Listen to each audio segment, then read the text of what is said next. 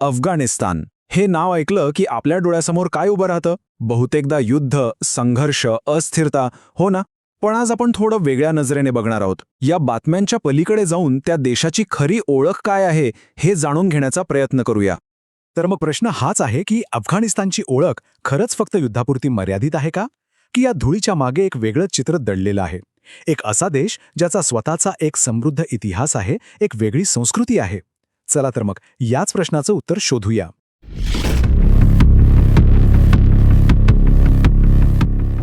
सगळ्यात आधी आपल्याला या बातम्यांच्या पलीकडे डोकावून पाहावं लागेल आणि अफगाणिस्तानची खरी ओळख काय आहे हे समजून घ्यावं लागेल.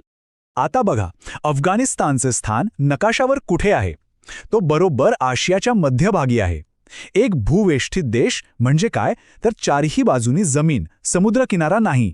आणि याच स्थानामुळे तो मध्य आशिया, पाकिस्तान आणि इराण या सगळ्यांना जोडणारा एक महत्त्वाचा दुवा, एक पूल बनला आहे. आणि हे जे त्याचं स्थान आहे ना, हीच त्याच्या संपूर्ण इतिहासाची गुरुकिल्ली आहे. विचार करा, हजारो वर्षांपासून हा भाग फक्त एक देश नव्हता, तर तो एक प्रकारचा ऐतिहासिक महामार्ग होता. वेगवेगळ्या संस्कृती आणि व्यापारी काफिले इथूनच जायचे यायचे. तर मग आता आपण या देशाच्या हजारो वर्षांच्या खूप खोल आणि तितक्याच गुंतागुंतीच्या इतिहासात थोडं डोकावून पाहूया. अफगाणिस्तानचा इतिहास म्हणजे बदलांची एक लांबलचक कहाणी आहे. प्राचीन काळात तो प्रसिद्ध सिल्क रोडचा म्हणजे रेशीम मार्गाचा एक महत्त्वाचा भाग होता. त्यानंतर अलेक्झांडर द ग्रेटपासून ते मुघलांपर्यंत मोठमोठ्या साम्राज्यांनी इथे राज्य केलं.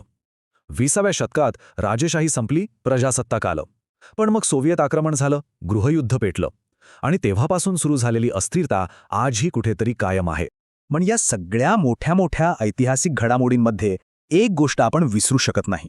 या सगळ्या बदलांची, या सगळ्या उलथापालथीची सर्वात मोठी किंमत कोणी चुकवली असेल तर ती तिथल्या सामान्य माणसांनी.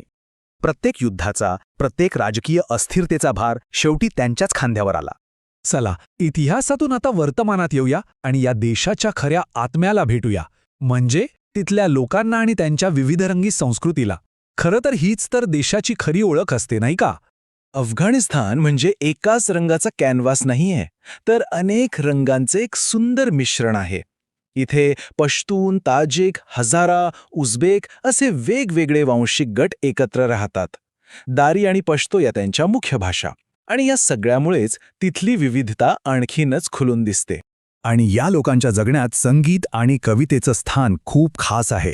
पिढ्यानपिढ्या चालत आलेली पारंपरिक गाणी, प्राचीन कविता हा त्यांच्या सांस्कृतिक वारशाचा एक असा भाग आहे जो त्यांच्या रक्तात भिनलाय. इथली जी हस्तकला आहे ती तर जगभर प्रसिद्ध आहेच. ती नाजूक कलाकुसर खरंच पाहण्यासारखी असते. पण त्याहीपेक्षा मौल्यवान म्हणजे तिथलं आदरातिथ्य, तिथला पाहुणचार. पाहुण्यांना देवासारखं मानणं हा त्यांच्या संस्कृतीचा एक अविभाज्य भाग आहे. बरं, संस्कृतीबद्दल बोललो, आता जरा तिथल्या जमिनीकडे, तिथल्या निसर्गाकडे आणि लोकांच्या पोटापाण्याच्या प्रश्नांकडे वळूया. अफगाणिस्तानचा भूगोल म्हणजे दोन ठोकं आहेत. एका बाजूला हिंदुकुशच्या त्या रौद्र, उंच आणि खडतर पर्वतरांगा, तर दुसऱ्या बाजूला त्याच पर्वतांच्या कुशीत लपलेली हिरवीगार खोरी आणि सुंदर नदी किनारे. म्हणजे कठोरता आणि सौंदर्य एकाच ठिकाणी. आता अर्थव्यवस्थेबद्दल बोलायचं झालं तर इतक्या वर्षांच्या संघर्षामुळे ती खूपच कमकुवत झाली आहे, हे साहजिकच आहे. आजही तिथले बहुतांश लोक शेतीवरच अवलंबून आहेत. आणि हो, त्याचं जे मोक्याचं स्थान आहे ना, त्यामुळे तिथे नेहमीच बाहेरच्या देशांचा हस्तक्षेप आणि प्रभाव राहिला आहे. चला, आता काही अशा गोष्टींवर नजर टाकूया ज्या अफगाणिस्तानबद्दल सहसा बोलल्या जात नाहीत. काही आश्चर्यकारक तथ्य जी ऐकून कदाचित आपला दृष्टिकोनच बदलेल. तुम्हाला माहितीये, अफगाणिस्तान एकेकाळी बौद्ध धर्माचं एक खूप मोठं आणि महत्त्वाचं केंद्र होतं. आणि याचं सगळ्यात मोठं उदाहरण म्हणजे बाम्यांच्या त्या जगप्रसिद्ध बुद्ध मूर्ती. या मूर्ती आपल्याला सांगतात की त्या प्रदेशाचा वारसा किती प्राचीन, किती मोठा आणि किती विविधतेने नटलेला होता. आणि ह्या सगळ्या इतिहासाच्या, राजकारणाच्या गदारोळात एक गोष्ट सगळ्यात महत्त्वाची आहे. ती म्हणजे तिथले सामान्य लोक, जे आजही फक्त एका शांत आणि सुरक्षित आयुष्याचं स्वप्न बघत आहेत आणि त्यासाठी धडपडत आहेत. तर मग या सगळ्या चर्चेतून आपण काय शिकतो? आपण काय निष्कर्ष काढू शकतो? चला, ते पाहूया. खरं तर एकच गोष्ट लक्षात ठेवायची आहे.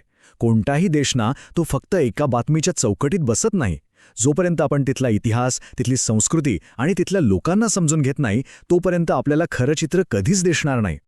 आणि जाता जाता एक प्रश्न सोडून जातो.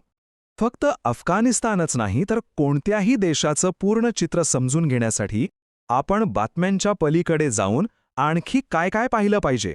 जरा विचार करण्यासारखा प्रश्न आहे नाही का?